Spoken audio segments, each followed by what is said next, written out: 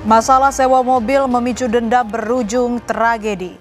5 orang satu keluarga di Indramayu, Jawa Barat ditemukan tewas. Yang mengejutkan, jasad kelimanya dikubur dalam satu lubang di halaman belakang rumah. Polisi meyakini aksi pembunuhan ini sebelumnya telah dirancang dengan rapi. Lalu apa sebenarnya yang terjadi di balik dinding rumah itu? Satu keluarga yang ditemukan tewas adalah pemilik rumah, Sahroni. Kemudian anak Sahroni Budi, menantu Sahroni Eis, dan 2 cucunya. Kelimanya dianiaya hingga tewas.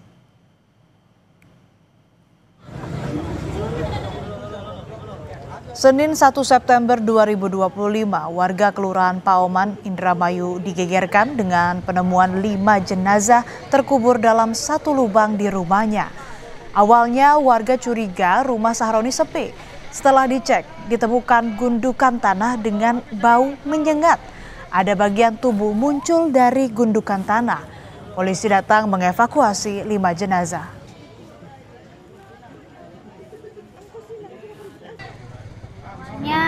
Sore sekitar setengah 6 saya ke rumahnya karena lost contact dari hari Jumat.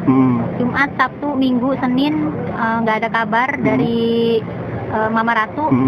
Terus saya ke rumahnya sama teman-teman. Terus teman izin ke saudaranya yang ada di sini buat ngedobrak pintu, buat ngelihat kondisi di dalam apa ada orang atau gimana, karena kita susah lost contact. Pas didobrak, kita cari-cari semua, motor, mobil ada semua. Kita nggak nemuin apa-apa juga, cuma kita nemuin bau bangkai. Nah dipikir itu bangkai tikus atau apa gitu kan. Udah sampai ke lantai atas juga nggak ketemu apa-apa. Terus akhirnya kita pulang. Nah, saya dapat kabar lagi tuh habis maghrib. Sehari setelahnya, warga menemukan salah satu mobil korban di desa lain. Mobil terparkir di pinggir jalan, lengkap dengan kuncinya. Polisi mengamankan mobil sebagai barang bukti.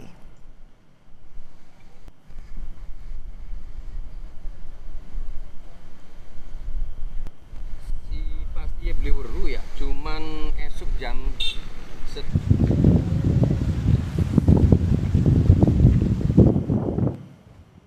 Satu keluarga korban pembunuhan di Indramayu telah dimakamkan pada 3 September 2025 di Desa Sindang, Kabupaten Indramayu.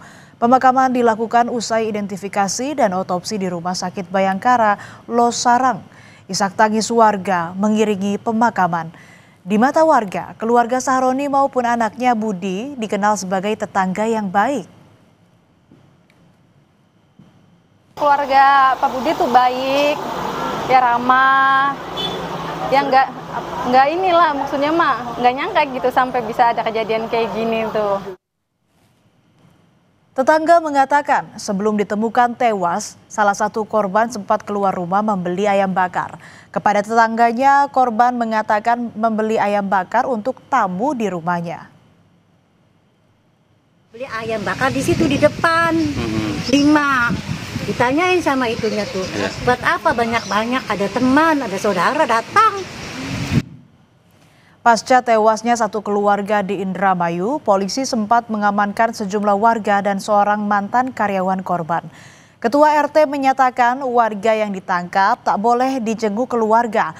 Bahkan 2 warga yang biasanya aktif di masjid juga tidak terlihat. 8 September 2025, polisi akhirnya menangkap 2 tersangka pembunuh satu keluarga di Indramayu. Kedua tersangka ini sempat melarikan diri ke Jawa Timur. Mereka berniat kabur dengan menjadi awak kapal pencari ikan. Saat polisi menangkap keduanya, mereka sempat melakukan perlawanan sehingga ditembak di bagian kaki. Selain menangkap 2 pelaku, polisi juga menyita sejumlah barang bukti, diantaranya mobil milik korban, pakaian, dan sprei korban, serta sejumlah uang tunai pelaku.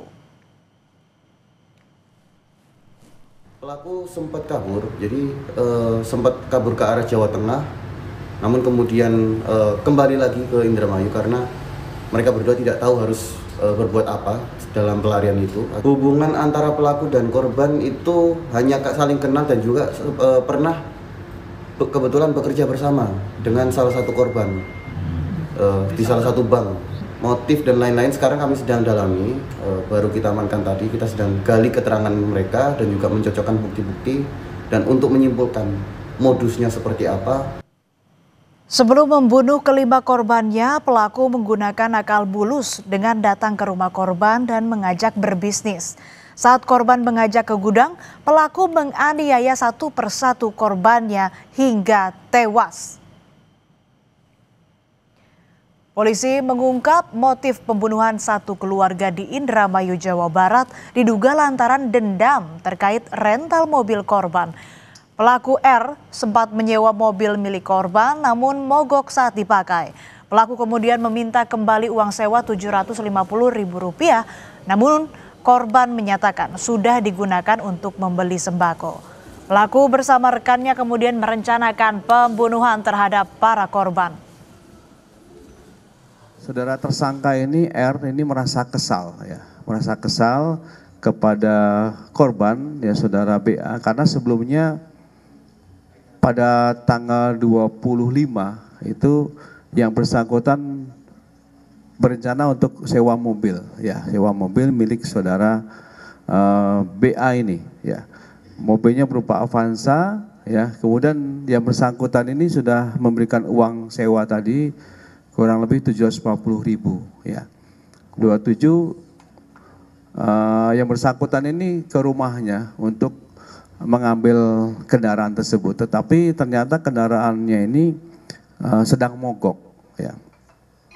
Dan saudara BA ini diminta kembali uangnya untuk sewa tadi agar tidak jadi, tetapi ternyata BA ini Dalang pembunuhan satu keluarga berinisial R merupakan residivis kasus penganiayaan berat.